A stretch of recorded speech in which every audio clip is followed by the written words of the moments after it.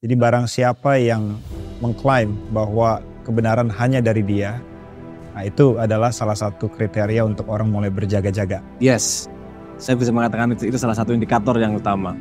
Oke. Ada kompleksiti lagi di agama. Karena first citizen-nya human.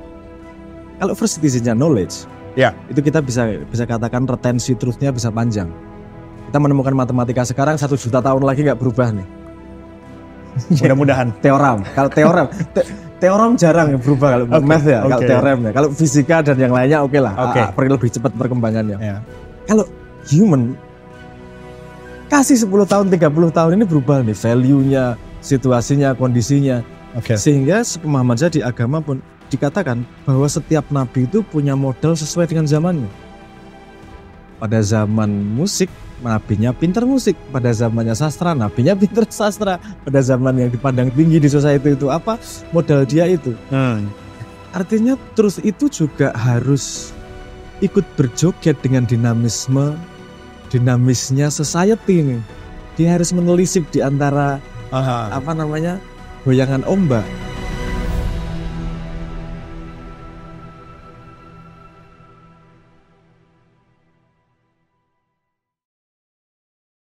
Halo teman-teman, saya sangat termotivasi untuk diskusi dengan tamu saya pada hari ini, Mas Sabrang Mowo Damar Panuluh.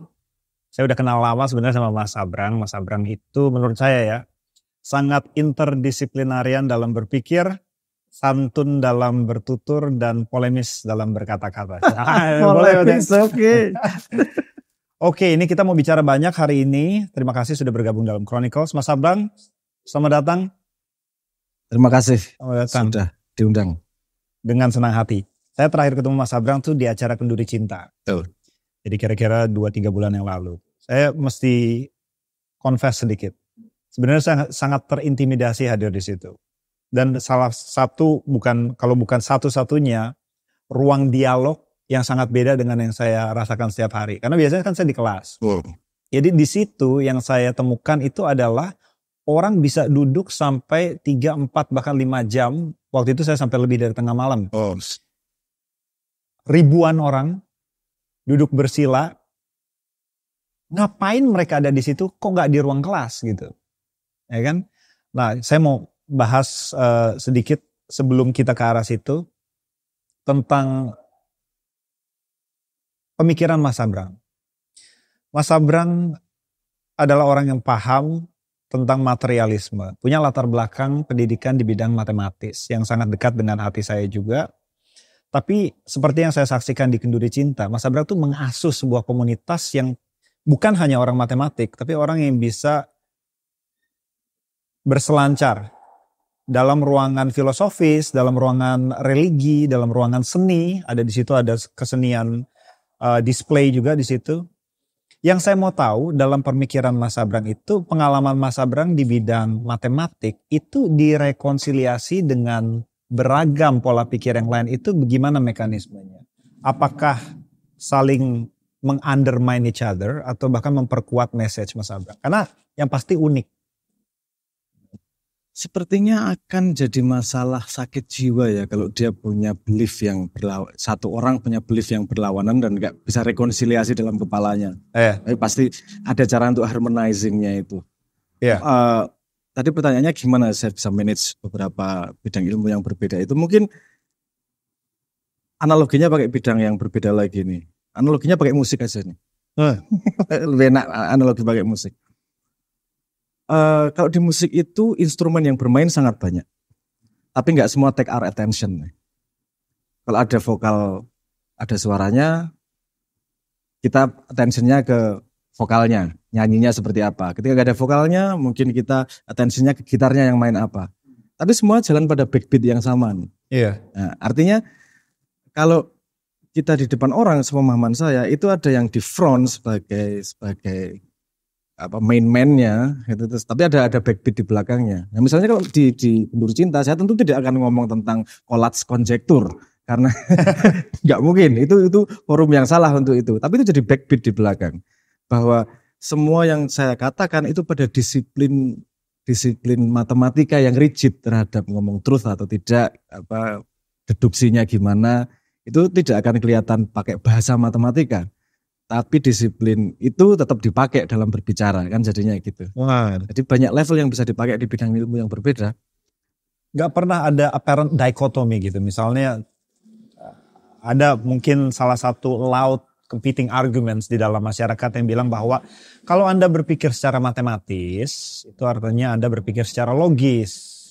Kalau berpikir secara logis, artinya nggak mungkin dimasukkan unsur-unsur spiritual dan filosofis. Karena nggak mungkin kan organnya main kunci G, gitarnya main kunci F. Gitu. Ya, gini juga, mungkin pakai gini. Kita memandang matematika, kalau kita memandangnya dengan low resolution, kita akan punya pandangan seperti itu, bahwa itu dikotomis. Tapi kalau kita ngomong high resolution sedikit, setiap ilmu itu pasti ada yang tingkat truth-nya tinggi. Oke. Nanti sampai sebuah titik tertentu, dia tidak bisa memakai tingkat truth seperti itu. Misalnya, contohnya kalau matematika, kita bahas tentang infinite, itu cara berpikirnya pakai logic order 2, sama sekali berbeda dengan kita ngomong tentang kalkulus. Oke. Itu cara berpikirnya, framework-nya beda. Kita udah nggak ngomong angka nih, kita ngomong set udah nih. Oke. Artinya itu degree of truth-nya juga berbeda. Ini truth by inference sama truth by observing kan sama sekali berbeda itu. Oke. Nah, agama, sains, matematika itu secara vertikal punya degree seperti itu nih. Oh, dan maksudnya ada hierarchy of truth di mana salah satu yang mungkin bukan hierarchy of truth ya. Ini susah nih ngomongnya nih. Ini level of abstraksinya, mungkin itu lebih benar ya. Level of abstraksi. Misalnya kita ngomong gimana ya kalau pakai contoh matematika. 2 tambah 4, 6 itu hard fact loh. Tapi kalau kita ngomong gimana bilangan prima murni berhubungan dengan intersection-nya dengan bilangan prima yang kembar misalnya gitu. Yeah. Itu karena kita ngomong set infinite, kita nggak twin prime conjecture. Ya twin prime conjecture misalnya. Kita nggak bisa ngomong bahwa pasti ini seperti 2 tambah 4 sama dengan 6 loh. Karena ada area yang kita benar-benar tidak tahu. Kita kan ada kasusnya di 9 triliun berapa dan seterusnya itu. Kita reach truth itu bukan by observing 2 tambah 4 sama dengan 6. Oke. Kita by rule nih, inference. Rules of inference, formal logic. Formal logicnya. Jadi by rule of inference nih. Yeah. Tapi artinya kan kemudian kita reach truth itu dengan cara yang sama sekali berbeda nih. Iya. Ini jadi artinya ada satu titik tertentu di mana kita bisa menyatukan beberapa bidang ilmu yang berbeda pada level abstraksi yang berbeda. Karena kalau mainly di agama itu terusnya by inference. Yes. Ya kan? Apologetic seperti itu. Ya, apologetiknya terusnya by inference. Yeah. Itu tetap bisa kita sambungkan sedemikian rupa. Dengan gini juga. Kalau matematika atau sains dengan kalau matematika dengan fisika, kita bisa ngomong itu dalam satu keluarga narasi of science narration. Kalau agama ini sama sekali narration of beda nih, yang berbeda. Ini dia tidak bisa dimasukkan dalam narasi. Bahkan bukan bidang ilmu. Saya nggak setuju bahwa itu ngomong bidang ilmu. Itu sudah narasi, life narration yang berbeda. Setiap life narration itu kan punya kriterionnya sendiri, punya cara berpikirnya sendiri, punya set of rule-nya sendiri. Ini kalau ditabrakin pasti tabrakan. Pasti tabrakan. Tempat mereka bertemu itu kan pada experience. Kalau agama yang saya ketemu di dua-duanya itu tempat ketemunya di utilitarian. Oke, dua-duanya punya berguna gitu. Seberapa pentingnya dari sebuah rumus fisika itu seberapa berguna di dalam human life misalnya gitulah. Oke. Kalau agama dalam Islam khairunas anfa'uhum linnas. Orang yang paling baik adalah orang yang banyak manfaatnya. Oke, itu satu titik yang dua narasi itu sama-sama bertemu misalnya gitu. Oke. Itu apakah kalau saya boleh simpulkan sedikit. Jadi apakah kebenaran atau truth baik mathematical truth atau religious truth menurut Mas Abrang adalah yang punya guna dalam konteks praktis? Kayak Darwinian way of thinking seperti itu? Not really, karena truth beda dengan right. Bahasa Indonesia kita cuma punya benar. Dan menurutku semua narasi itu gak sampai truth. Semua narasi sampai right. Oke. According to kriterion yang dia miliki. Karena kalau right tidak bisa berdiri sendiri. bahasa Indonesia limit. Kita nggak bisa bedain benar sama kebenaran itu agak, kalau bahasa Inggris right sama truth kan, truth nggak butuh sandaran lain untuk menjadi truth. As is, truth ya truth, selesai. Tapi kalau right itu according to what? Oke. Kan pasti ada tempat sandarannya kalau right itu. Nah, sementara semua narasi itu pasti punya kriterion untuk dia bisa bikin narasi. Untuk membuat narasinya menjadi konsisten, dia harus punya kriteria. Kalau science sebenarnya falsifiability itu salah satu kriterion untuk bisa masuk ke narasi dari science. Betul. Nah, itu kemudian kalau apakah science truth itu punya hak yang sama si agama dengan set kriterianya untuk ngomong terus. Tapi dua-duanya pasti epistemologis, interpretatif. Karena truth sendiri itu ontologis. Yang ada human atau tidak ada human, truth is truth. Gimana pun cara kita understandingnya, truth is truth. Jadi menurut saya memang level abstraksinya berbeda. Kalau narasi itu tidak akan sampai pernah truth, itu yang tidak ada di frame kepalaku. Whatever narration ya, narration of life. Betul, memang terutama yang di diskusi-diskusi populer kelihatannya mereka punya their way of knowing the truth, different epistemology. Tapi ada mas domain-domain yang kelihatannya mereka tuh saling atau setidaknya hampir bersinggungan. Saya dapati ketika orang mulai bicara tentang consciousness, tentang free will, itu kelihatannya ada dua competing avenue towards truth yang kalau diterusin akan bersinggungan. Jadi misalnya, take mathematics ya. Yes. Ada sebuah teorem namanya Gödel's incompleteness theorem. Ini mungkin sangat sulit diejawantahkan apalagi dalam waktu 30 detik gitu ya. Tapi intinya begini, kan tadi kita bicara tentang matematik yang secara formal itu dapat membuktikan sesuatu lewat rules of inference. Jadi berdasarkan aksiom. Jadi misalnya A tambah B sama dengan B tambah A. Itu bisa dibuktikan. Yang B di sebelah kanan putar ke kiri, B-nya di cancel, A sama dengan A, maka A tambah B sama dengan A. Itu kan deductive reasoning. Jadi si Gödel ini bilang bahwa ada kebenaran yang kita bisa akses karena kita manusia. Tapi formal mechanism seperti tadi kita membuktikan A tambah B sama dengan B tambah A itu tidak bisa buktikan. Dan Gödel ini tentu kompleks, dia pakai Gödel numbering segala macam. Jadi seperti itu. Dan kemudian Alan Turing buat konseptual komputer namanya Turing Machine membuktikan hal itu. Kemudian Roger Penrose juga bilang bahwa ya memang consciousness yang bisa mengakses kebenaran seperti itu tuh tidak semuanya bisa diakses oleh formal mathematics. Nah itu kan sangat bersinggungan dengan domain. Jangan dengan agama. Coba kita gali Gödel incompleteness tadi. Gödel incompleteness theorem. Pada sistem yang cukup kompleks, kamu harus punya pilihan nih. Kan gitu kata Gödel kan. Iya. Sistemmu mau incomplete atau sistemmu inkonsisten. Yes. Kan kayak choice-nya kan itu kan. Kalau kita mau semua truth, sistemmu tidak akan konsisten. Yes. Tapi kalau kamu mau konsisten, ya nggak akan complete. Ya. Coba lihat, kita pelajari semua contoh yang dikasih Gödel tentang untuk proving incompleteness-nya. Semua self-referential. Semuanya self-referential, selalu. Kalau aku biasanya jelasinnya pakai kapur. Pakai kartu sederhananya. Pakai kartu. C. Yeah. Di kartu kita tulis semua kartu tertutup. Dan kartunya kita tutup semua. Oke. Ini truth yang nggak mungkin bisa kita proof tanpa kita break truth itu. Oke, paham. Bukan kan kita buka, bener tulisannya kartu tertutup, tapi fail. Kemudian semua. Kan dia bisa mengalami paradoks itu karena self-referential terhadap dirinya sendiri. Yeah. Interestingly, di agama pun ngomong pentingnya self-referential nih.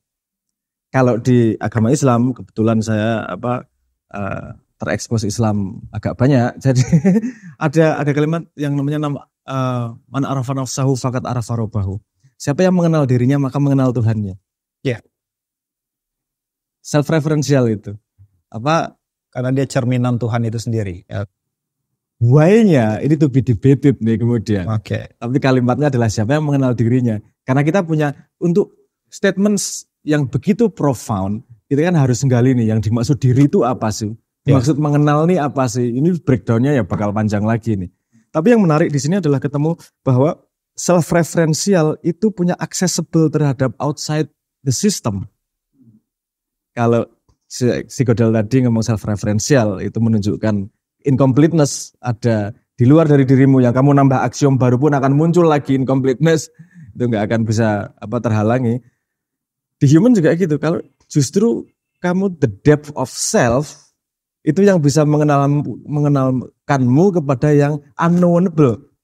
Itu kan paradoksikal yang menarik yang muncul di dua narasi yang berbeda, tapi punya hint terhadap mekanisme yang sama. Gitu. Iya, tapi poinnya apakah juga bahwa mengingat adanya batasan paradoks itu sendiri saya bisa anggap itu sebagai batasan gitu. Tentu paradoks by definition hal yang tidak kita bisa mengerti gitu kan. Kayak misalnya kartu tertutup tadi. Itu sebuah alasan bahwa kita mungkin harus sedikit rendah hati gitu ketika mengakses sebuah kebenaran dari satu disiplin tertentu. Sure, itu output yang bagus dari sebuah kondisi. Menurutku dari sebuah kondisi kita bisa merespon dengan banyak hal. Boleh, sangat baik kita kemudian menjadi rendah hati. Itu kemudian membakar orang nggak terima jadi pengen lebih tahu, it's okay juga. Karena itu jadi membuka something dia punya semangat untuk membuka lebih gitu. Artinya kalau agama sendiri, kalau sains sendiri kan punya bahasanya apa ya? Kalau bahasa agamanya tuh giro itu semangat, passion untuk open things, new things kan gitu, untuk knowing more gitu. Itu kalau di sains sepertinya intrinsically memang mesinnya itu salah satunya. Walaupun nggak tahu sekarang ya, karena sepemahaman. Ya tentu ada politiknya. Oke, kita. Tapi jurnal Q1 mas yang penting. Enterprise of knowing the unknown itu kan harusnya the business of science. Kita nggak lari ke situ ya. Tapi kemudian kalau agama ini ngambilnya dari sisi lain. Iya. Karena kalau mau jujur, urutnya gimana? Oke, ini dulu. Kalau agama kan ngomongnya kamu ada limit loh.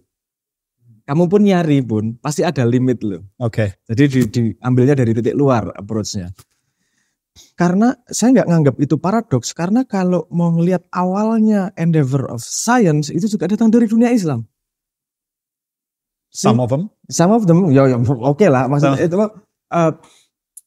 kita punya konsolidasi tentang algebra, konsolidasi tentang angka. Yes, ya kan itu salah satu datang dari dunia Islam. Yang pengen ku point out begini, dunia Islam agama sendiri sebenarnya sama sekali tidak melarang untuk eksplorasi sejauh mungkin. Bahkan kalau dari kitab suci ngomong, pakai semua otakmu, pakai semua akalmu, tantang nih yang Tuhan ditantang, yang Tuhan punya kalau kamu bisa nih. It's very interesting. Saya sangat suka salah satu sebutan Tuhan dalam, correct me if I'm wrong ya, dalam agama Islam yang salah satunya adalah yang hak, ya al-haq. Tadi kan kita bicara rights and truth. Hak itu artinya true. Terus. Ya. Jadi sebenarnya kata yang merandasi bahasa Inggris yang rights artinya hak saya gitu. Hak saya gitu.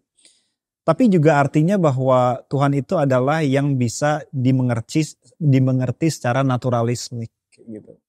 Jadi bahwa percaya kepada Tuhan yang hak itu juga membuka pintu untuk ilmu pengetahuan. Oh iya. Gitu loh. Pintunya udah dibuka. Tadi dibilang tentang algebra dan dunia Islam, ya memang salah satu yang sangat pivotal dalam pembentukan cubic equation solution, Omar Khayyam misalnya. Itu sangat prominent, tanpanya tidak mungkin algebra bisa dipisahkan dari geometri. Islam sendiri juga ngomong, kamu Tuhan nggak paham nggak? Pelajari ciptaannya aja. Lewat ciptaannya. Itu ejawantahnya adalah kemudian science. Iya. Karena mempelajari ciptaannya kan itu endeavor of science. Sehingga kalimat saya sering dimarahin ketika saya ngomong science adalah anak yang dibuang oleh dunia Islam yang kemudian ketika dibesarkan oleh orang lain kamu marah-marah dan kamu anggap musuh. Apa yang terjadi? Karena memang kita lihat dari sekitaran abad ke-12 Al-Ghazali mungkin yang terakhir yang prominent. Itu seakan-akan ada vakum. Sehingga tadi Mas bilang jadi anak hilang gitu. Apa yang terjadi, Mas? Saya tentu bukan orang yang punya otoritas ngomong ini karena saya tidak fluent di sejarah Islam. Tapi saya punya beberapa hipotesis. Oke. Hipotesis pertamanya ketika pembakaran Irak, mana itu apa namanya dulu? Iya, di Irak. Yang kita sebut sebagai tragedi sains. Ketika harga diri dari ilmu pengetahuan sudah hilang, terus kemudian Islam pada posisi terancam untuk hilang, harus mempertahankan something nih. Yang dipertahankan adalah dogmatis dari fikih kemudian. Rule of life-nya aja yang dipertahankan minimal. Paling enggak bukan tentang eksplorasinya. Mungkin ada sisi lain yang lebih sinikal, menurut lagi teori ya. Karena persatuan yang nggak ada kan dengan yang bilang persatuan saintis. Iya, serikat antar profesor. Serikat pemikir kan nggak ada. Karena asosiasi dosen ada. Tapi nggak tahu. Tapi berapa kuat. Kawinnya sama politik adalah ketika orang free mind-nya, pikirannya dia nggak bisa dikumpulkan untuk mencari kekuatan politik. Yeah. Lebih mudah untuk diberikan identitas yang kamu bisa adopt dan bisa dikonvert menjadi kekuatan politik. Itu juga possible itu. Tapi lagi-lagi saya nggak punya otoritas untuk ngomong di situ secara detail dan definitif di sisi mana. Ya, memang ini Nakib Al-Atas ya, salah satu scholar Malaysian based, tapi bicara tentang apa yang terjadi dalam konteks pergerakan dunia Islam gitu, memang bilang ada sesuatu yang hilang. Dia sebutnya adab yang hilang. Nah, salah satu manifestasi adab adalah sebuah kedekatan antara dunia Islam dengan sains yang kelihatannya tersingkirkan oleh tadi prioritas atas fikih. Ya. Gitu loh. Saya mau segue ke Indonesia karena Indonesia tentu bagian dari dunia besar Islam, pan-Islam communities begitu ya. Indonesia ini tentu ada competing epistemology ketika dihadapkan ke masalah-masalah praktis seperti pandemik. Nah, itu kan masalah praktis kan. Kalau dengerin salah nasihat gitu kan bisa parah sakit gitu. Nah, ketika dihadapkan ke hal yang praktis seperti itu, epistemological avenues to competing to each other itu. Yang satu, ibu saya mungkin dengerin pemuka agamanya, ada orang yang sangat-sangat skeptis terhadap hal-hal itu, bertumbuh pada sains gitu. Nah, di situ kebingungan saya lihat orang Indonesia. Dan manifestasi kebingungan itu terlihat dari mungkin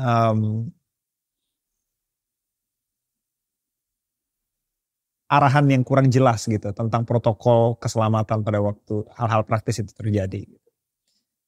Gimana harusnya seorang Indonesia itu kalau ada yang disebut orang Indonesia yang sempurna atau yang setidaknya sangat Indonesia, berpikir ketika menghadapi hal-hal praktis seperti itu. Apakah dia harus ke Kenduri Cinta gitu atau harus nanya ke dosen UGM? Ini pertanyaan yang sangat susah dijawab. Karena harus seperti apa. Pertama specificity of case-nya ya. Mau case seperti apa, responnya seperti apa. Dan tentu kalaupun saya ngomong itu pendapat pribadi.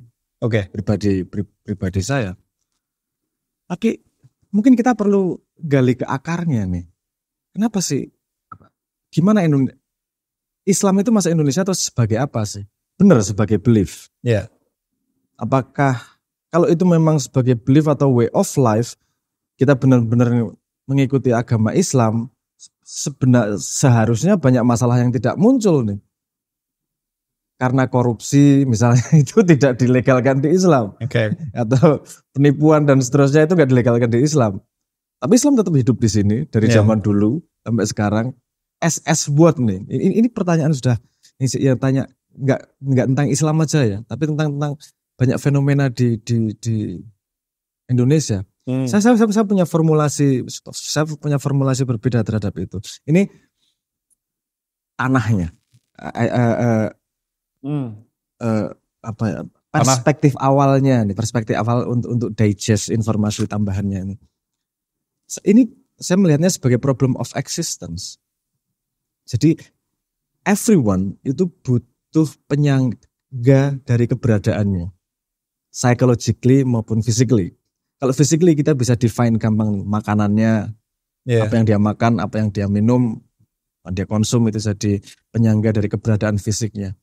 Tapi keberadaan dirinya di sosial itu tentu ada penyangganya. Oke. Keberadaan dirinya pada dirinya sendiri itu tentu ada penyangganya. Dan penyangganya ini kan berjalan berbeda nih setiap zaman.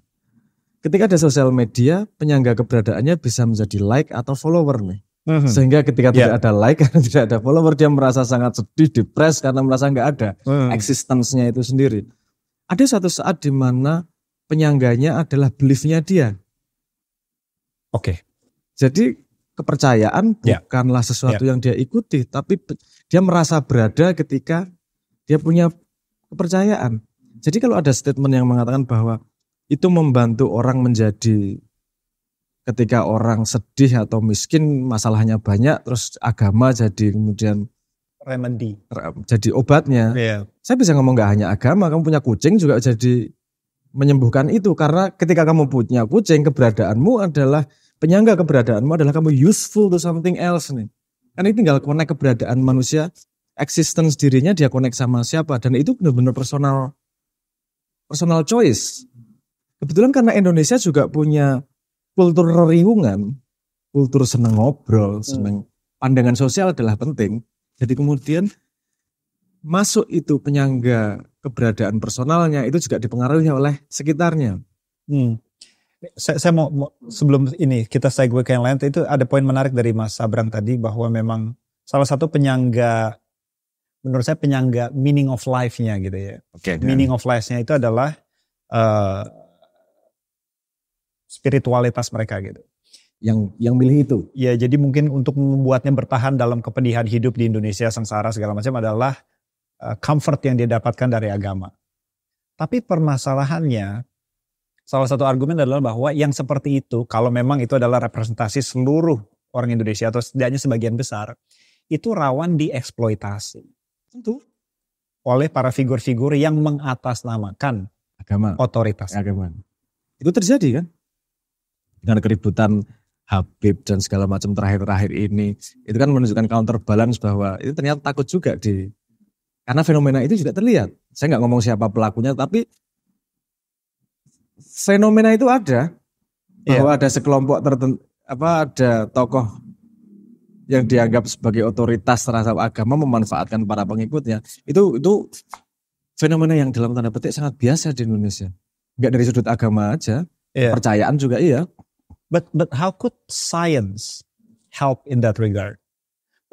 I mean, kalau misalnya seluruh orang hanya berpegangan terhadap agama, ya agama itu kan sebenarnya sangat kompleks untuk bisa mendapatkan pengetahuan yang sangat dalam tentang doktrin, tentang dogma, itu kan sangat kompleks. Para orang-orang yang mungkin berlatar belakangkan tidak privilege, tentu sangat bergantung pada arahan pemuka agama yang kemudian rentan mengeksploitasi. Problemnya di situ. Problemnya orang memeluk agama, bukan pelaku agama. Karena di agama sendiri sudah dikasih tahu jalan keluarnya. Jangan bersandar pada yang ada, bersandar hanya kepada yang abadi. Bersandar kepada Tuhan. Kalau penyangga keberadaannya yang abadi, dia nggak akan bisa dimanfaatkan oleh siapapun. Karena dia tidak bisa terancam oleh apapun. Dalam tanda petik seperti itu. Jadi pertanyaan saya dari dulu, kenapa ada pemuka agama yang melarang orang Islam untuk terlalu duniawi? Misalnya jangan terlalu dekat dengan dunia. Sementara ada contoh Nabi yang sangat kaya raya. Kan gitu. Ini pada dikotomi seperti ini sebenarnya apa sih garis merahnya? Jawabannya ada di situ. Karena ketika pun kaya, Nabi Sulaiman sekaya itu, penyangga keberadaannya bukanlah hartanya, tapi tetap yang maha. Kalau dari sudut pandang agama, agama sendiri mengajak kita bersandar kepada yang maha. Agama adalah cara mengkomprehensi konsep itu. Tapi ketika orangnya memeluk agama kan bagian dari klub, belum menjalankan agamanya dan memahami agamanya. Ketika kita berhenti di situ, jadinya eksploitable kayak gini nih. Tapi itu seperti semua hal. semua yang lebih dangerous dari orang stupid kan orang yang setengah pintar. Pede lagi. Itu yang paling dangerous. Artinya kita ikut agama nggak full, konseptual fullnya itu ya. Dalam sains, setidaknya dalam sains yang masih murni, walaupun sains nggak bisa dipisahkan dengan politik, apalagi dalam hal-hal belakangan ini. Ada semacam penggarisnya gitu loh, untuk membedakan ini sains atau enggak. Tadi Mas Abraham kelihatannya udah ngomong tentang falsifiability. Kriterion. Gimana caranya bedain sains sama setengah sains gitu, pseudoscience ya. Adalah falsifiability atau keterpalsuan. Jadi segala sesuatu yang tidak bisa dibuktikan salah, juga tidak bisa dibuktikan benar. Kalau ada teori baru yang bilang bahwa kalau saya pasang susuk, jodohnya akan datang minggu depan. Kalau Anda pasang susuk, jodohnya tidak datang, berarti Anda kurang percaya. Gak ada mekanisme untuk membuktikan itu salah, maka dia tidak bisa masuk dalam domain sains, sebab dia tidak bisa dipalsukan. Nah, jadi kan walaupun tentu ada perbedaan pendapat di dunia sains, tapi competing teori itu selalu bisa diukur dari penggaris falsifiability salah satunya. Nah, adakah penggaris ini untuk menguji di bidang agama, terutama karena itu sangat menyangkut hidup orang banyak. Itu bahwa, kalau parameternya meleset dari penggaris ini berarti ini salah atau benar. Ini yang tadi saya sebut sebagai narasi sains. Ini kita ngomong filsafat kemudian. Setiap badan sains itu kan pasti punya setiap narasi kehidupan, entah itu agama, entah itu sains kan punya kriterion. Falsifiability spesifik kriterion untuk sains. Sepemahaman saya karena first citizen-nya adalah knowledge. First citizen-nya. Kalau di agama, sepemahaman saya first citizen-nya bukan knowledge, walaupun itu penting banget. First citizen-nya adalah human. First citizen-nya human. Artinya gini, bukan dia tidak punya kriterion, pada domain data, dia punya kriterion. Contohnya, sanad. Apakah hadis ini benar atau salah? Itu scrutinize-nya jauh lebih parah daripada sains itu. Kalau yang pernah ngomong kalimat ini ketahuan kencing di pinggir jalan, itu sudah dianggap. Itu penggaris kan? Itu penggaris, itu kriterion. Tapi spesifik pada area yang data. Pada area, karena dia first citizen-nya adalah human, kasus human ini sangat banyak. Dan tidak bisa expect bahwa semua orang punya komprehensi knowledge terhadap semua pengetahuan agama. Makanya ada stratifikasi juga yang namanya ulama. Ulama itu jadi referensi dari yang tidak tahu untuk trust someone terhadap kasus dia. Kalau kasus lu gini gimana ya? Karena kalau dia disuruh komprehensi knowledge-nya seperti ulamanya, nggak akan mampu nih. Karena seperti pernah kita obrolkan bahwa setiap orang juga punya lotrenya sendiri-sendiri.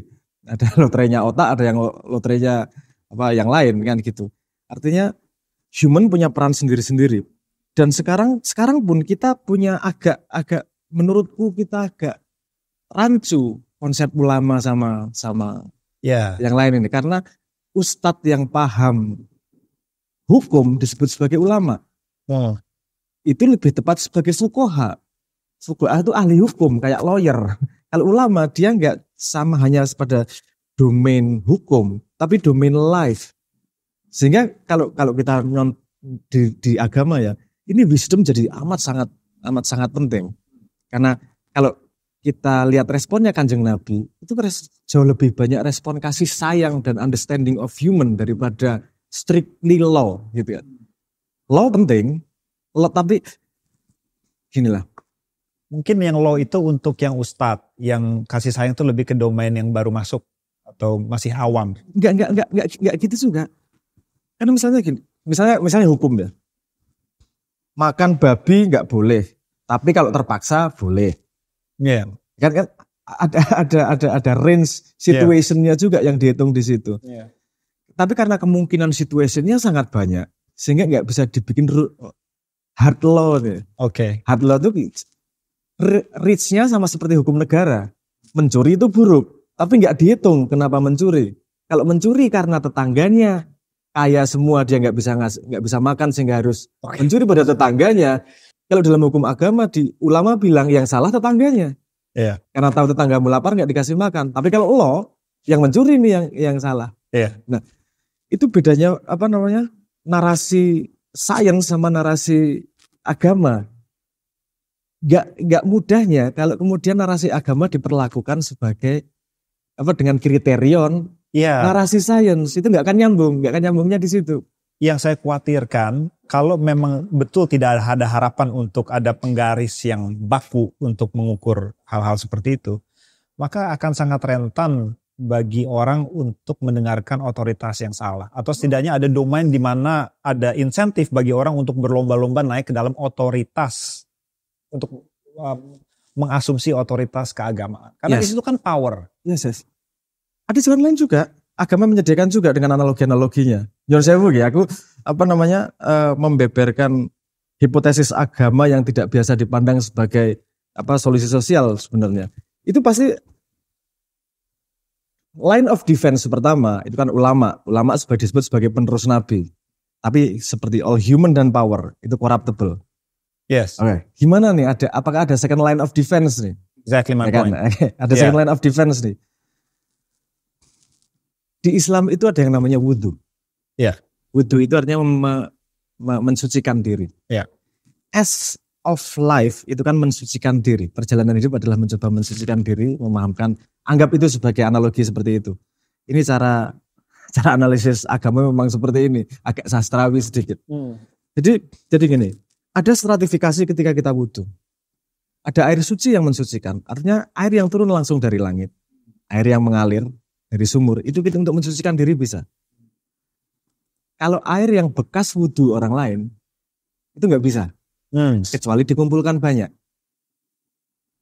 Air kotor, itu nggak bisa, kecuali dikumpulkan sangat banyak, sampai yang namanya mutanajis, air yang sangat kotor.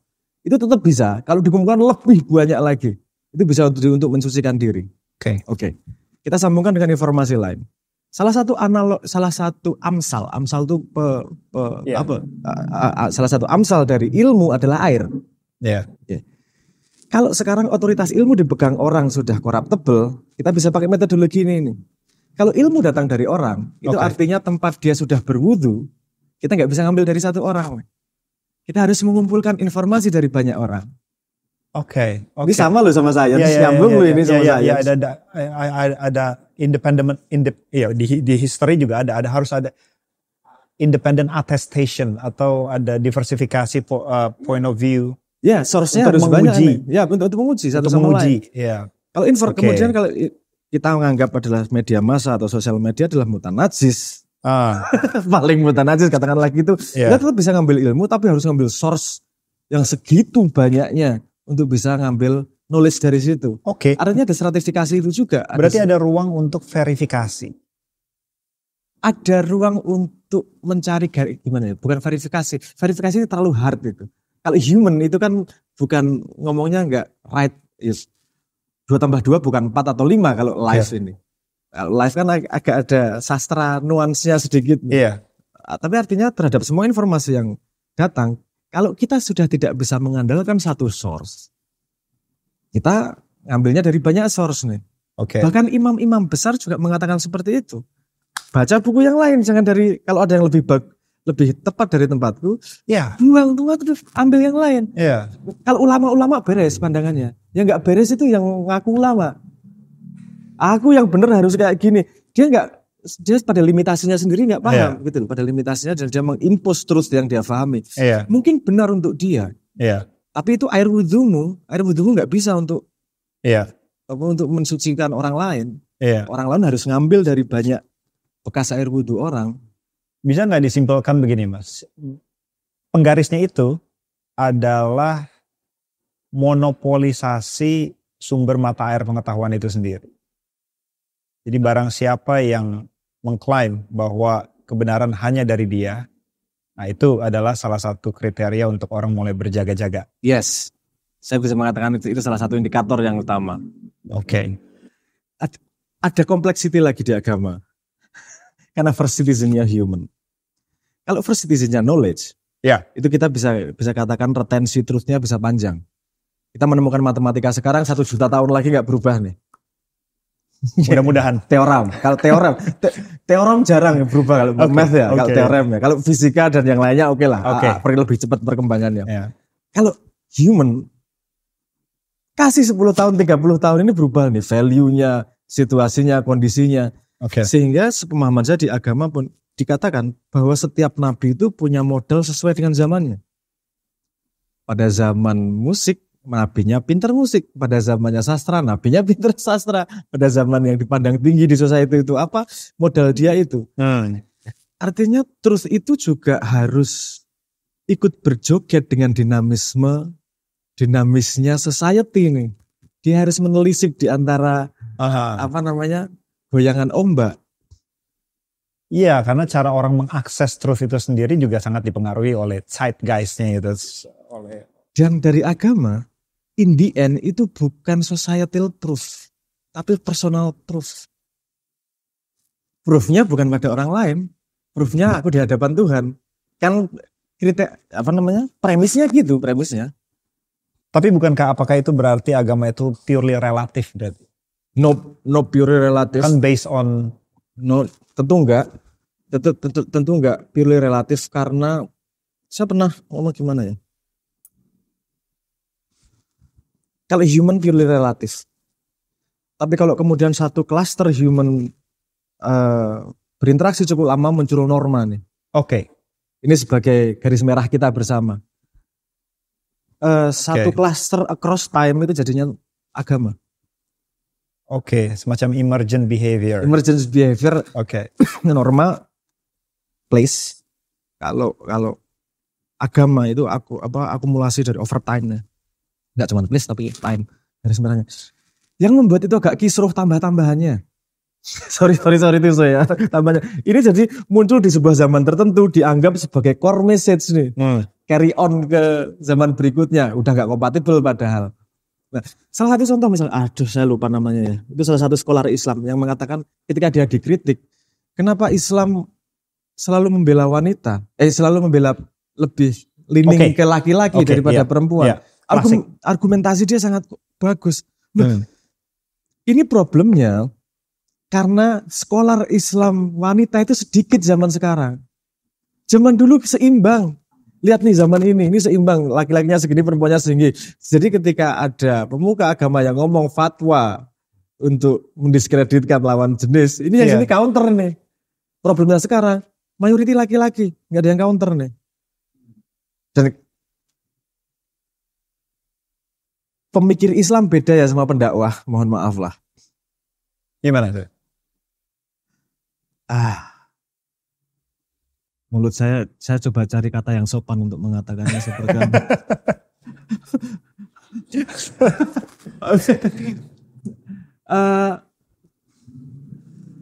Semua sales tahu product knowledge. Tapi tidak semua sales bisa membuat produk. Aku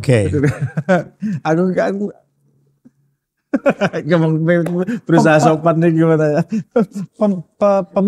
Pemikir Islam yang saya tahu walaupun gak terlalu banyak yang ada di vokabulari saya itu. Salah satunya memang sangat menjunjung tinggi rasionalitas.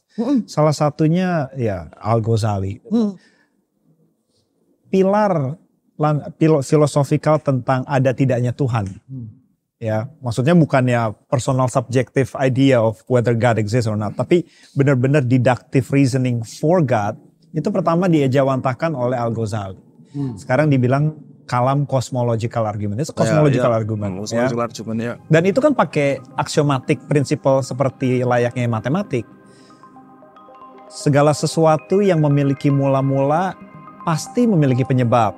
Aksiom kedua, alam semesta memiliki mula-mula. Maka konklusinya adalah alam semesta memiliki penyebab. Gak bilang penyebabnya itu siapa sih. Oke, kita cut dulu sebentar.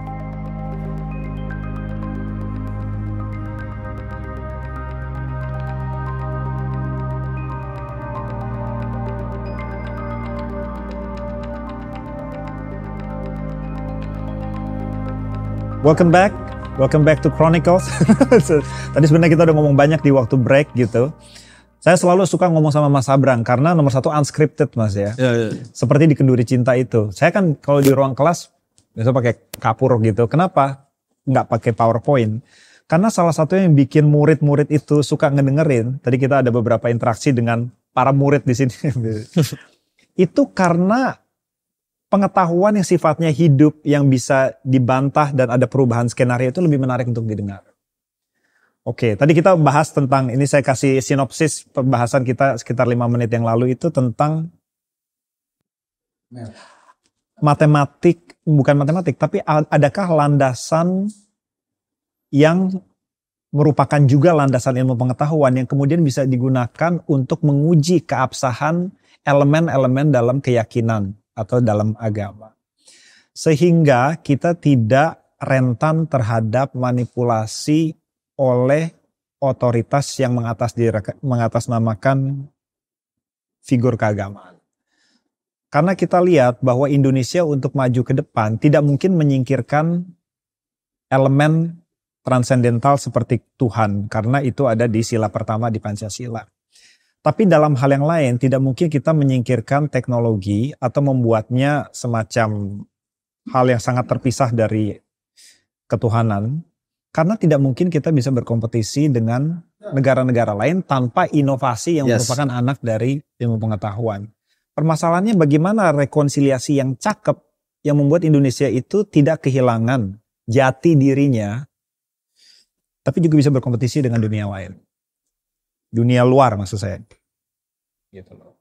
Tadi kita bahas tentang Al-Ghazali, tentang mekanisme saintifik yang dia gunakan untuk menjustifikasi tenet-tenet dari keagamaan itu sendiri. Kalau misalnya gini, kalau ada preposisi gini gimana? Loh, jati diri Islam Indonesia adalah yang melawan sains itu. Itu kan udah mentok tuh. Ya, oke. Kita back engineer aja kalau gitu. Oke, berarti kan gimana? Apakah memang betul ada seperti itu? Sepanjang saya tahu enggak. Agama sama sekali tidak. Ya seperti saya katakan tadi, bagaimana mungkin kalau premis dari awalnya adalah tidak urusan knowledge, gimana sains bisa tumbuh? Ada zaman emas Islam di sana dan memungkinkan itu untuk jadi tumbuh luar biasa. Evolusi. Nah, itu pasti ada misturn di alur sejarah nih. Ada salah belokan di alur sejarah sehingga emphasize kita di area yang berbeda. Ya kalau ada yang ngomong zaman dulu ketika dunia Islam sibuk sains, teknologi knowledge, di Eropa zaman ke-8 ributnya agama, sekarang kebalik. ada yang ngomong gitu juga.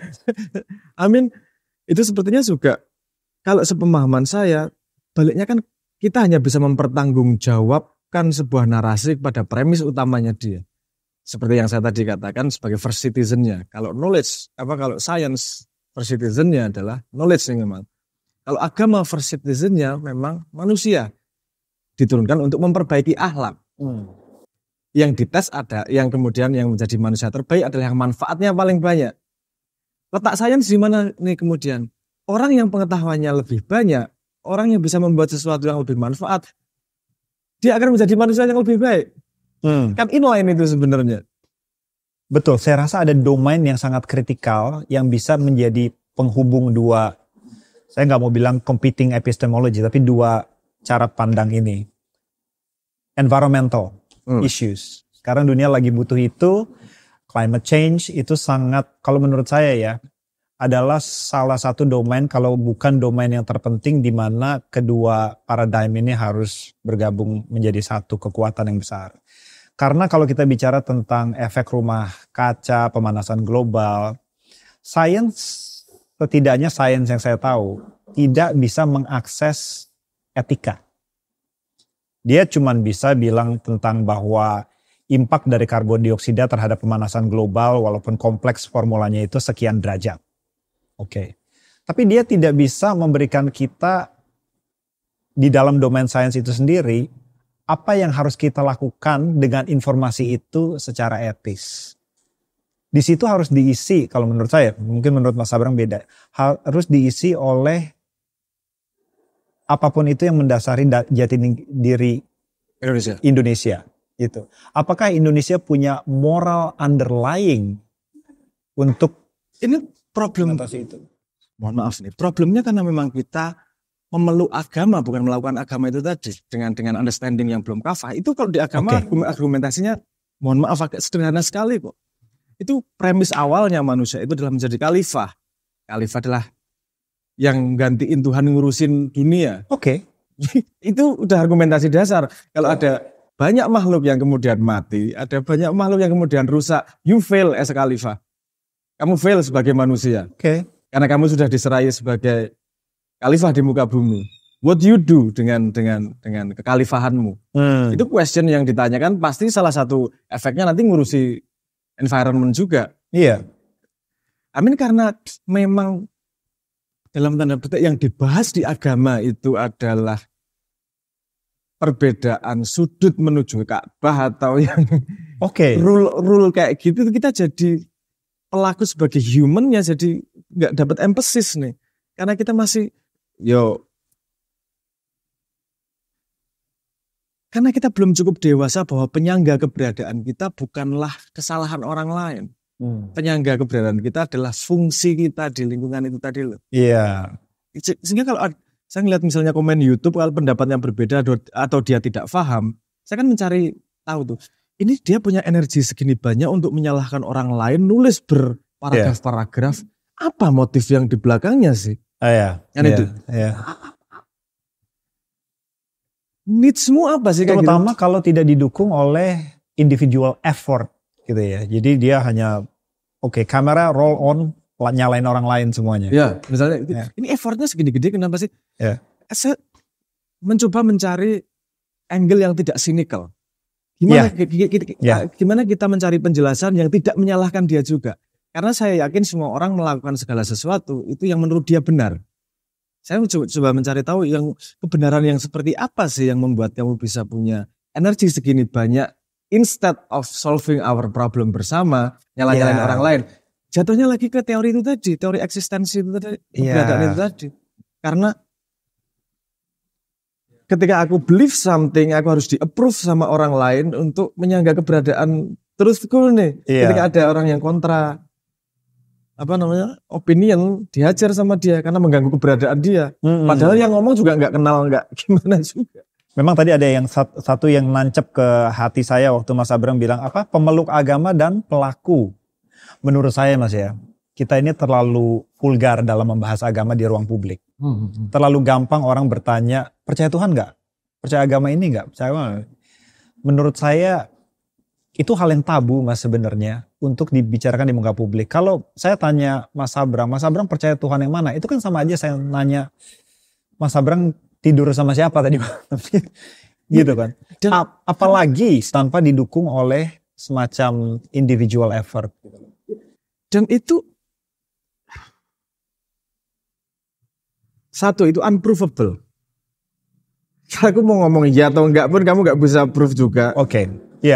Nomor dua, your idea of percaya sama my idea percaya itu bisa sama sekali berbeda loh. That's right. Aku melihat yang ini aku sangat takut ya. Karena kalau itu kita harus punya solusi yang sangat sophisticated. Intrinsically menurutku bahasa kita tuh low resolution. Mohon maaf ini. Jadi ketika kita ngobrol something yang sangat cukup dalam, spesifik dan butuh detail, itu kita akan miss di tengah jalan banyak hal nih. Karena kosakata kita sendiri nggak banyak. Ini bagus untuk bercanda dan bikin sastra. Tapi untuk ngomong something yang presisi. Dan saya kalau pull up, kalau saya narik bahasa Inggris dimarahin juga. Ke Inggrisnya. Ngomong Inggris kan gitu. Tapi kadang-kadang ada bahasa yang memang nggak bisa kita low resolution. Memang Noam Chomsky, salah satu mungkin figur linguis di dunia itu pernah bilang begini Mas, bahwa bahasa itu sebenarnya bukan tercipta atau diciptakan sebagai mode for communication. Bahasa itu adalah medan artikulasi pikiran. Ya tentu aja kalau terartikulasi kemudian bisa dipakai untuk berkomunikasi. Tapi tujuan bahasa pertama itu untuk mengartikulasikan pikiran. Memang bahasa Indonesia itu adalah ejawantah dari kepribadian atau DNA orang Indonesia yang cara berpikirnya itu diejawantahkan lewat kosakata bahasa Indonesia. Tapi menurut saya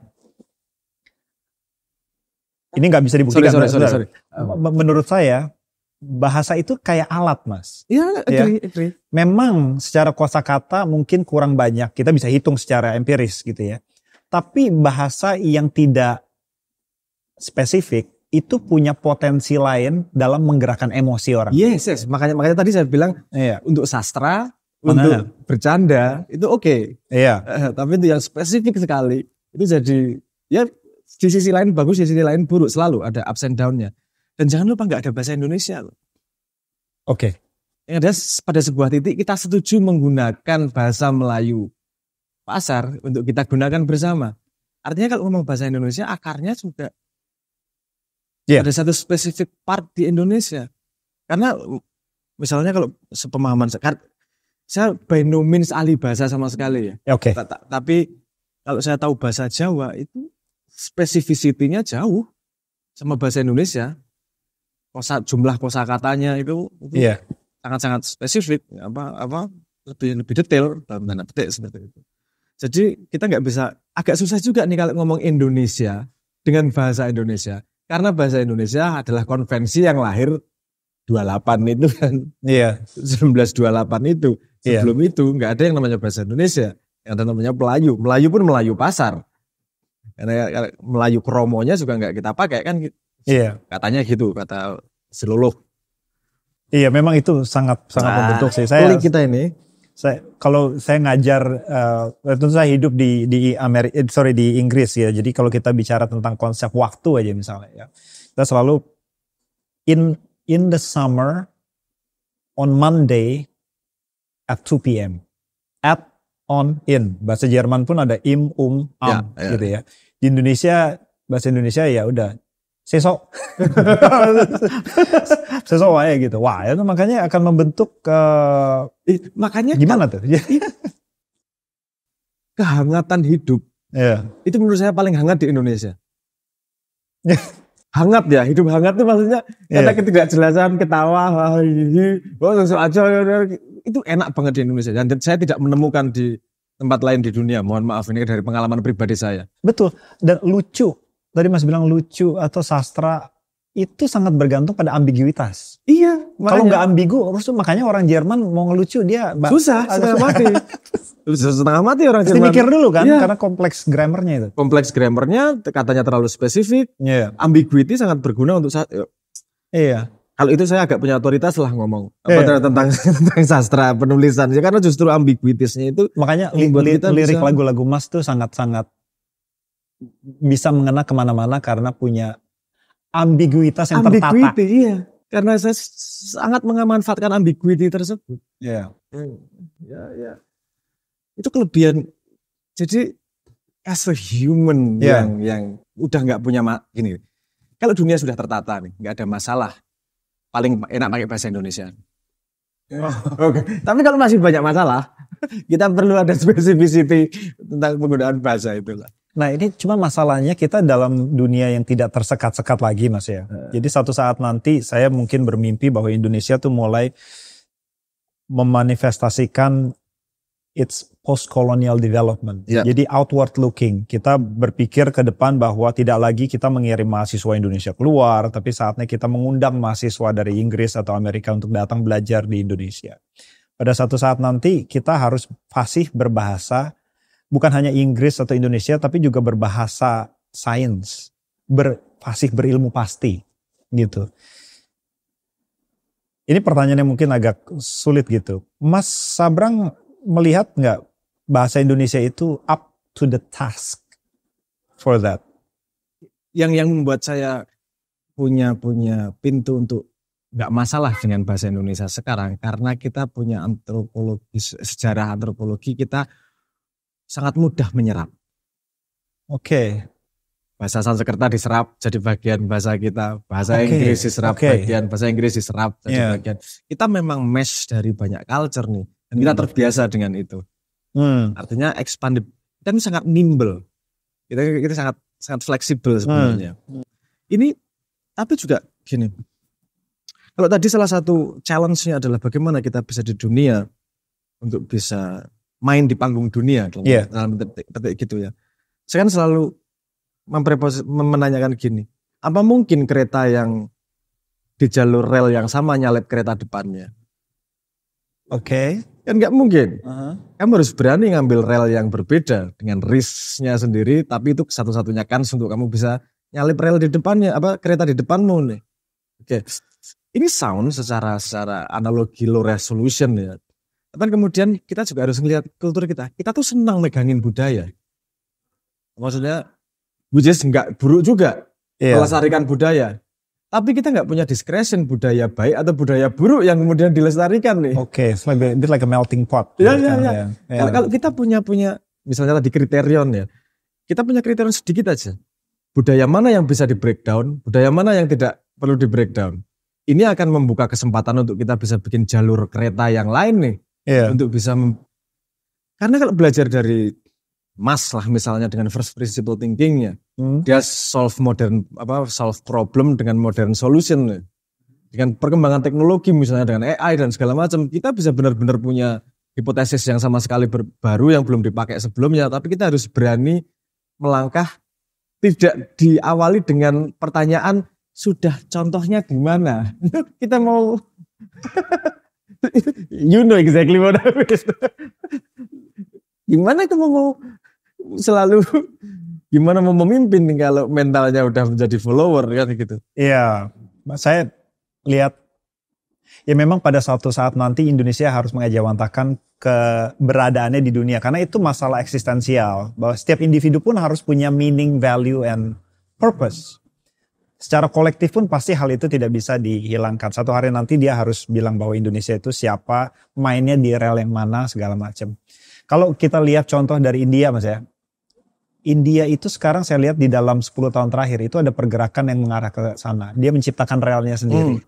Dia bilang matematik itu asalnya dari India, setidaknya sebagian besar.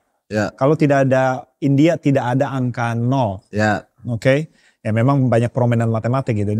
The most beautiful mathematical equation in the world, eksponen I pi plus 1 sama dengan 0. Euler. Kalau tidak, yes, Muller.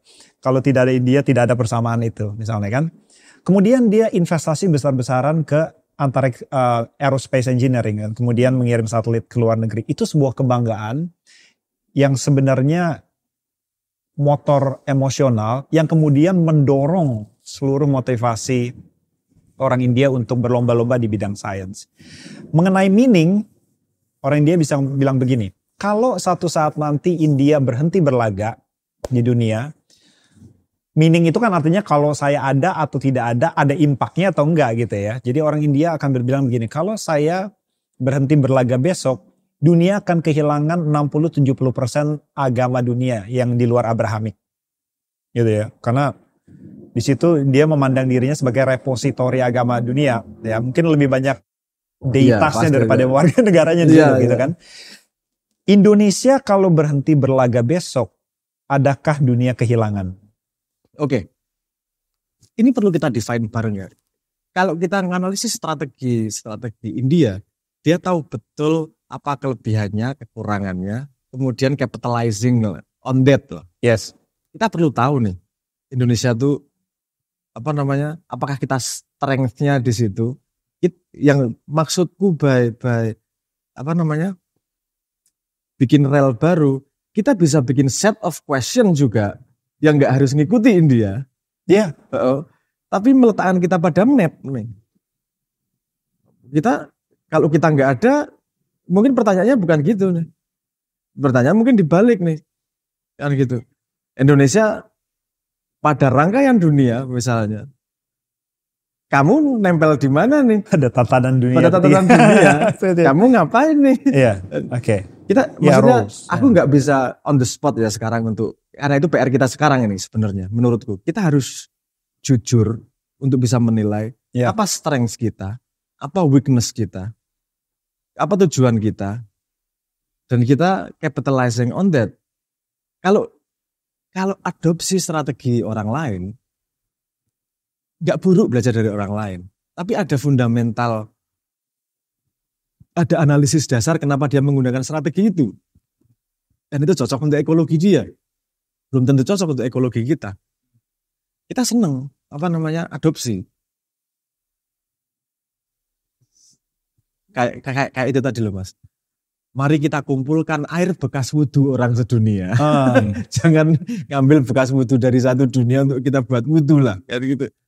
Saya mau ekstrapolasi sedikit. Mungkin di situ kekuatan kita Mas. Mungkin karena kita ini semacam kayak melting pot of ideas. Mungkin karena kita diduduki banyak bangsa gitu. Yes. Berbagai macam air wudhu ada di situ. Kalau kita paham sedikit tentang jati diri kita yang seperti itu, maka kita bisa kultivasi itu sebagai sebuah bangsa yang mampu mengajarkan orang bagaimana bertoleransi atau hidup bersama dengan competing paradigms gitu. Itu menurut saya sangat dibutuhkan di tengah gejolak geopolitik sekarang, terutama di Timur Tengah. Ketika orang bukan hanya tidak bisa hidup berbeda pendapat, tapi saling bantai begitu. Harusnya Indonesia punya semacam bukan hanya kelebihan jati diri, tapi juga moral kapital untuk bilang, datanglah ke Indonesia belajar tentang caranya hidup dengan berbagai pandangan hidup yang berbeda-beda. Harusnya kita punya. Good. Tapi aku bisa jadi devil advocate juga di sini. Indonesia punya tendensi untuk, kalau dari ocean, agreeableness-nya kita tuh kan tinggi. Iya. Dan kenapa Mas? Mas? Dan itu kultural tuh. Coba dijelaskan dulu agreeableness itu apa tuh?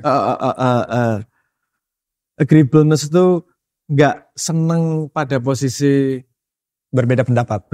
Ya. Tabrakan itu nggak seneng. Betul. Ya betul. Bahkan sampai tingkat parahnya, kok bullying lihat kan ke Jogja kan kadang-kadang susah. Setuju ngomongnya ya, nggak setuju ngomongnya ya, sama-sama ya, daripada beda pendapat nih.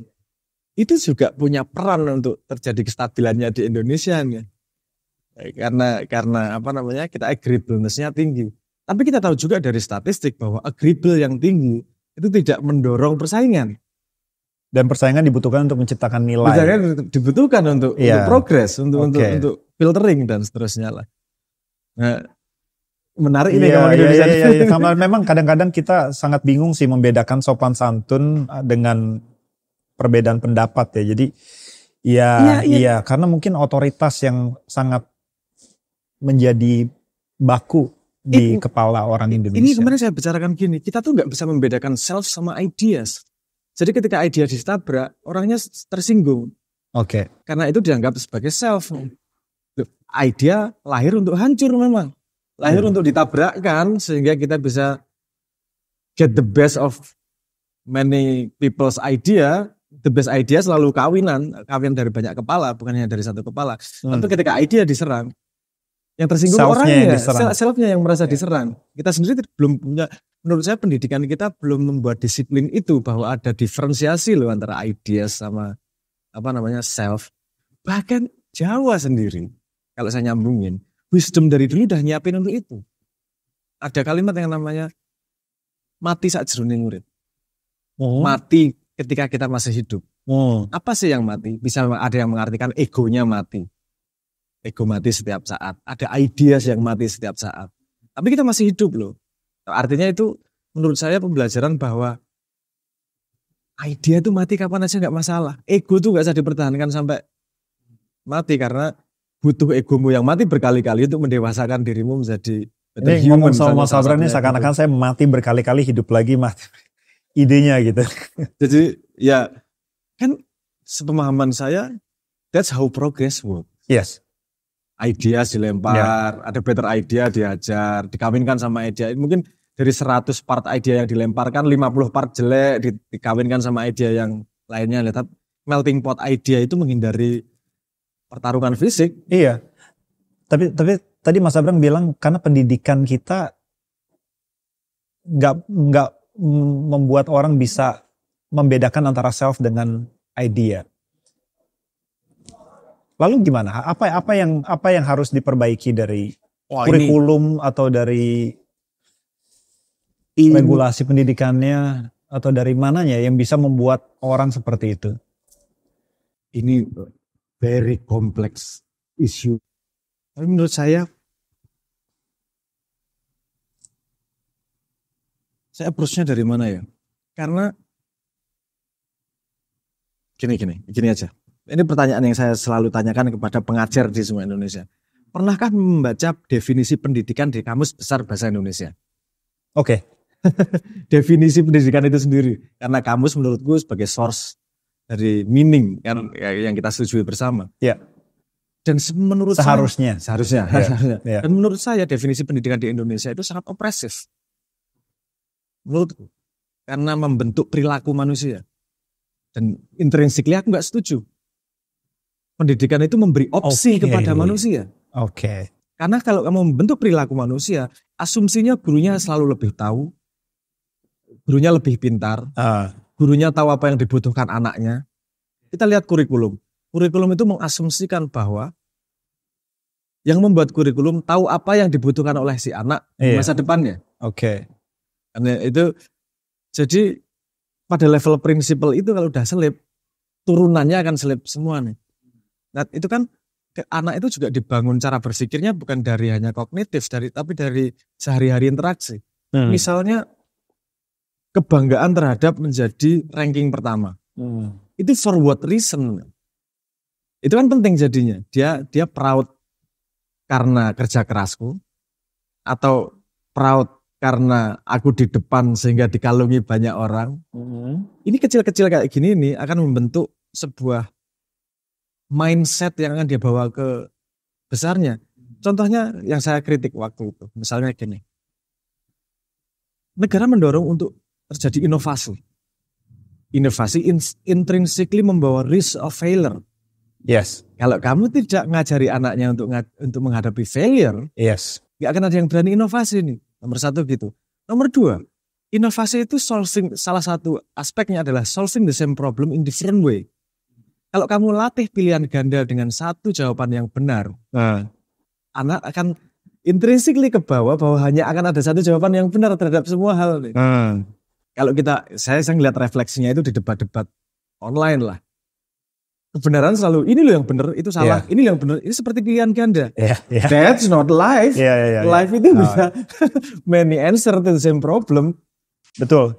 Nomor satu, konformis, tidak mengadakan ruang untuk competing ideas. Yang nomor dua, hierarkikal. Jadi guru selalu memberikan model perilaku yang kalau tidak sama dengan itu maka tidak berperilaku baik. Saya selalu bilang di kelas gitu, ada beberapa model masalah soal gitu ya. Tentu nomor satu kita harus bersimpati juga. Mengapa pilihan ganda, Mas? Karena ujiannya lebih gampang. Dan kita masih sebelum punya AI, permasalahan resource. Paham, gitu paham. Oke, tapi memang yang Mas Abraham bilang itu tadi penting. Karena masalah yang dihadapi di dunia seyogianya harus ada di dalam sekolah supaya ketika dia kuliah atau dia sekolah, dia ada semacam latihan untuk menghadapi masalah sebenarnya di dunia. Masalah sebenarnya di dunia itu bisa dibagi ada 3. Simple, complex, complicated. Simple itu ya tadi kita bilang 2 tambah 5 berapa 7 gitu ya. Complicated itu ya 2 tambah 5 tambah 4 kali minus 1 kuadrat atau segala macam berapa. Jadi sebuah masalah yang bisa diselesaikan lewat multitude of simple algorithm. Tapi kalau diikutin lama-lama ketemu juga jawabannya. Tapi masalah di dunia itu kebanyakan kompleks. Jadi kalaupun ada jawabannya, belum tentu. Tapi kalaupun ada jawabannya, mungkin jawabannya bukan cuma satu. Sehingga persoalan-persoalan yang hanya memungkinkan untuk diisi oleh satu jawaban, seperti multiple choice tadi, itu membuat orang berpikir bahwa kalau jawabannya tidak sama dengan jawaban massal, ada yang salah dengan dirinya. Conformity benar gitu. Saya agree bahwa itu dibutuhkan masalah teknis ya. Kalau nggak pilihan ganda ya setengah mati nih ngecek gajinya udah kecil. I mean bukan berarti itu benar loh. Maksudnya kita punya awareness saja dan kita mengatakan oke, itu sekarang karena masalah teknis nih. Artinya kalau ada new way to do things, kita harus bisa ubah itu kemudian kan. Saya misalnya langsung kebayang gini tadi. Ketika jenengan ngomong, ya ini susah ngeceknya kalau enggak pilihan ganda. Agree. Karena limitasi teknologi. Bukan pedagogik yang benar ya. Itu bukan konsep yang benar. Tapi karena limitasi teknologi kayak gitu. Kalau ada teknologi yang mendekatkan pada konsep yang benar, Kan kita harus berani nih make. Misalnya, oke, semua esai, suruh AI yang jawab. Suruh AI yang ngecek. Boleh pakai AI nggak? Nah ini masalah real nih Mas ya. Ini saya ngajar di kelas, ada beberapa mata kuliah yang bukan ujian sifat asesmen terakhirnya, tapi coursework. Jadi semacam buat laporan.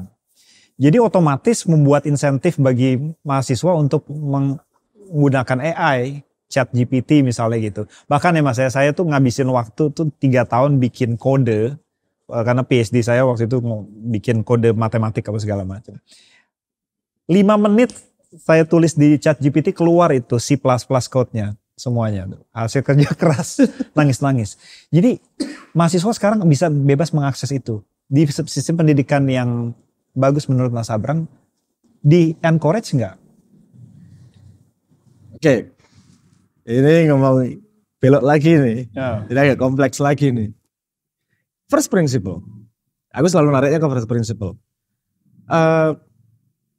Misalnya tadi untuk coursework. Gunanya apa sih itu? Untuk ngukur apa sih? Untuk ngukur apa dari siswa? Kapabilitas dari siswa misalnya. Complex thinking. Complex thinkingnya, oke. Apa yang bisa disediakan oleh AI? Yang disediakan oleh AI adalah kemampuan untuk memformulasinya atau untuk menuliskan, mendelivernya misalnya. Oke, kalau dia kemampuan mendelivernya, artinya kita harus punya cara untuk nge-track original thinkingnya seperti apa. Jadi problem ini udah aku raise hampir setahun nih. Karena universitas itu akan kehilangan cara untuk nge-assess muridnya nih. Kalau dari hasil tulisannya sendiri. Masalah real. Ini masalah real ini. Yeah.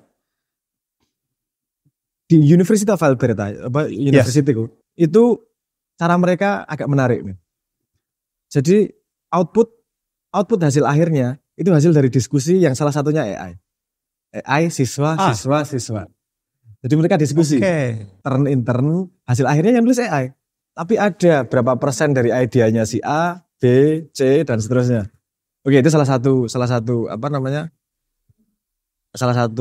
jalan keluar. Saya ada cara berpikir yang lain dengan konsep simbolik waktu itu. Konsep simbolik kan bikin knowledge graph terhadap apa yang dia miliki. Kalau memang dia bisa di-trace ke knowledge graph dia, kita bisa tahu nih koneksi si anak ini sebenarnya knowledge-nya seberapa sih. Originalnya dari dia seberapa, seberapa yang dari AI. Kan ada retrieval augmented generation, di mana generate-nya dari sumber luar. Kita bikin AI-nya untuk nulisnya, yang nulisin AI. Tapi source-nya harus dari brainmu nih. Yang kamu lakukan bukan lagi urusan nulis, tapi yang mengumpulkan ideas dari informasi yang untuk bahan nulis itu. Misalnya gitu, ada solusi itu. Kita butuh new ideas untuk menghadapi ini.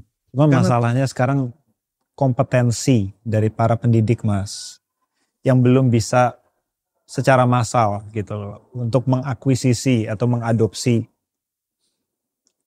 AI seperti itu, apalagi sebagai mode of assessment. Ini jadi Singapura itu beberapa waktu yang lalu itu spend kalau nggak salah $4.000 per orang di atas umur 40 tahun untuk teach dia adopt AI. Setiap orang di atas 40 tahun warga Singapura. Untuk dia bisa pakai AI. Jadi re-education. Saya paham apa sudut pandangnya. Karena kalau kita nunggu yang tua selesai ini game-nya cepet banget ini bergeraknya. Game AI ini bergeraknya very very very very fast. Very fast. Teknologi 3 bulan yang lalu itu bisa obsolete nih. Saya mau kasih polemik nih Mas. Mana yang existential problem Indonesia? Kekurangan gizi atau harus memahami AI? Karena ya gini ya Mas ya, karena memang kalau kita ngomong di dalam ruangan ber-AC dengan bangku yang nyaman, tentang apa yang dilakukan salah oleh pemerintah atau regulator itu gampang. Ya, betul. Memang gampang. Tapi terutama kita harus sadari bahwa ada keterbatasan sumber daya. Yes. Satu hal yang disubsidi harus mengorbankan yang lain. Kalau saya ngeliatnya gini, itu pada rentang yang berbeda. AI itu rentangnya paling pendek. Gizi, makanan anak kecil itu rentangnya menengah panjang. Kalau kita konsentrasi di pendek, menengah panjangnya bisa bahaya. Kalau kita menengah panjang konsentrasi di sana, pendeknya kita kelibas juga bahaya. Harus ada balance di sini nih. Jadi menurut saya AI itu juga punya level abstraksi yang berbeda.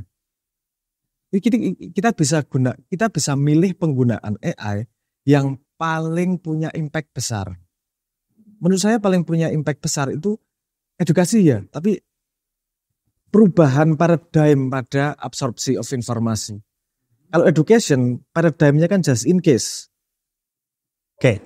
Paradigmnya just in case. Iya. Dengan AI ini kita bisa just in time. Oke. Just in time nih.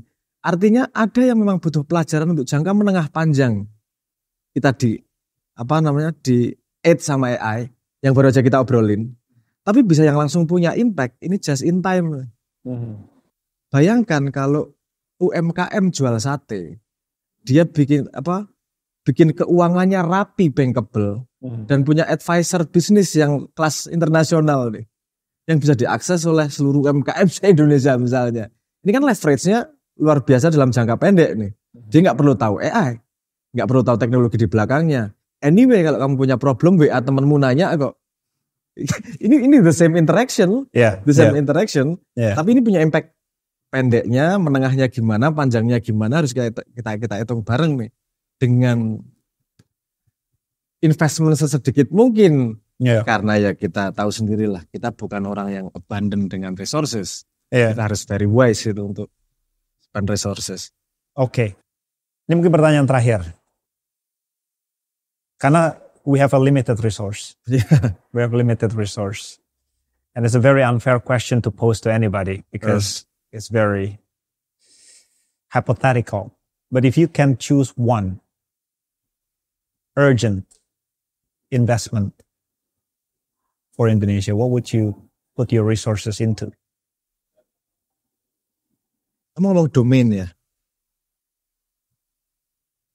Slicingnya pakai domain atau any slicing I want?